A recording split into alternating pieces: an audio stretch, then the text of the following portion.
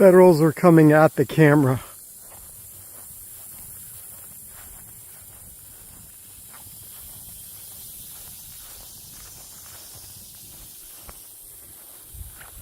Mine Creek.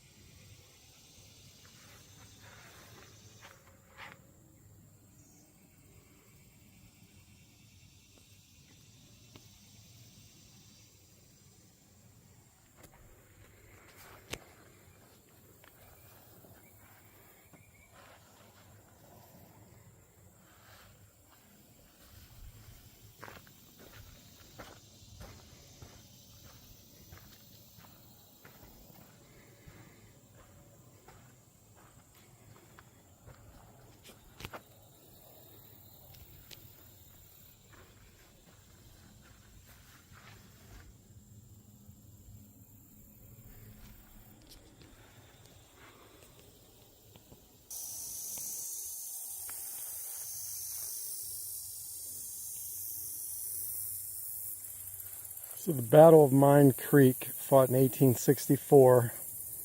This is in Kansas. General Marmaduke was captured by a 20-year-old private here.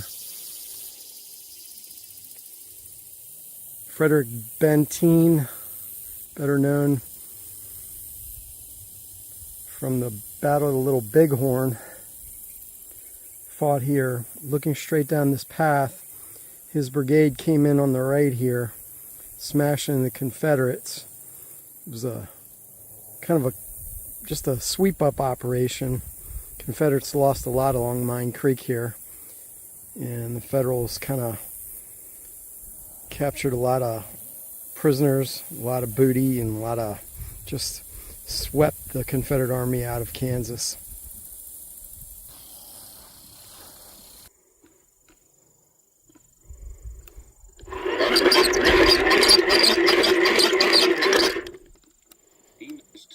Was 18 years old at the time, living just 9 miles north of this site with his mother and married sister.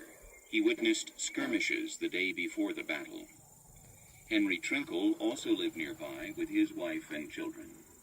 These two men later recalled what they witnessed during the 2 days of conflict and devastation. I'm Amos Tubbs. From the roof of my house at the break of day, I could see a big thing flying over the treetops, spitting fire and screaming and whining like some animal in a rage. And so many more followed it that the expression cowboy blues only modestly described it. I yelled to mother and sister, "The color's changing. It's blue now," as crowd after crowd of Union soldiers came hurrying by. Our boys captured a rebel battery. The big army moved through the woods in irregular order, owing to the swampy nature of the ground. There was rumble and noise and continual firing of rifles and pistols to big cannon. In this roar and tumult, it seemed that all the world had gone crazy but us. The next day, my sister's husband came up from Fort Scott, and we went over the battlefield and were amazed at the wreckage of all kinds. Horses cut in two by solid cannon shell. Everywhere, terrifying evidence of man's inhumanity to man. The rebels had roamed the mill at night. Wagons were loaded, but many were wrecked and abandoned. I am Henry Trinkle. The scene after the battle was terrifying. Fully 300 horses, horribly mangled, were running and snorting and trampling the dead and wounded. Their blood had drenched them and added to the ghastliness of it all. For 10 miles, it was a mad chase. Every 100 yards or less, a dead rebel would be found who had been stripped of clothing by their own comrades. In some cases, even the wounded being deprived of covering. 150 Union dead were taken to Mound City for burial, and the rebels buried on the battlefield. A lady says that 300 were buried in one grave. There were 3 big wagon loads of guns, from old flintlocks to shotguns and rifles and revolvers, and 3 wagon loads of saddles. Mound City Border Sentinel, March 10th, 1865. 2 boys living near the battlefield of Mine Creek had picked up and carried home a 24-pound shell. The boys were playing with it when it exploded, killing one of them instantly and mangling the other badly. Let this be a warning.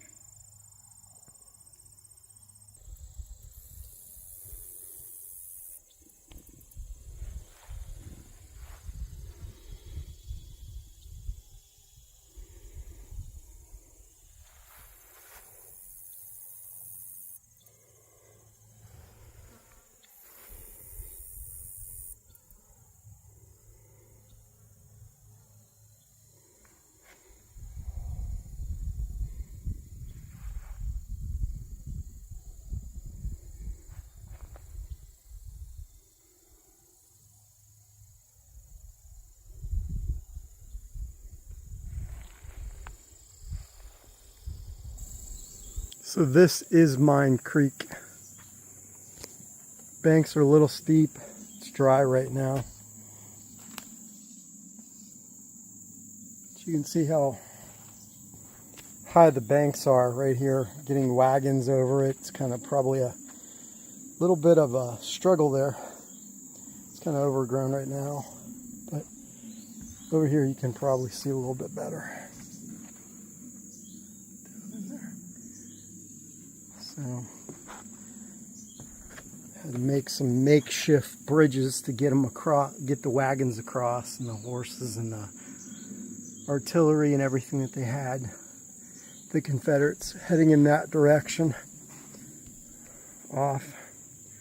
But the Yanks attacked right here, caught them off guard. The rear divisions, one division with Sterling Price got off, and his officers told him to abandon the wagons here, but he didn't listen, even though he was already past south of here. And one of his generals got captured here by, like I said, a 20-year-old private. And so the Yanks kind of cleaned up right here at this creek called Mine Creek. It was in 1864.